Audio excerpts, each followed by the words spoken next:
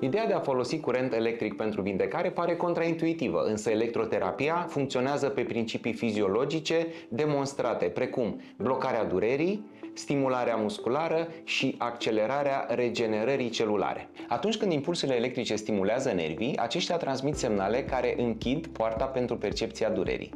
Creierul primește astfel mai puține informații despre durere, reducând percepția acesteia. Prin electroterapie, tratăm dureri acute și cronice, contracturi musculare, tendinite, traumatisme și afecțiuni neurologice ca parezele sau neuropatiile.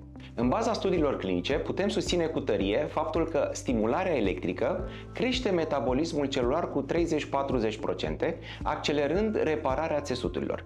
Avem practic mai mulți nutrienți, mai mult oxigen și o eliminare mai rapidă a deșeurilor metabolice. Electroterapia se combină de cele mai multe ori cu kinetoterapie sau alte metode de recuperare pentru rezultate optime, iar parametrii se ajustează individual în funcție de afecțiune și răspunsul pacientului.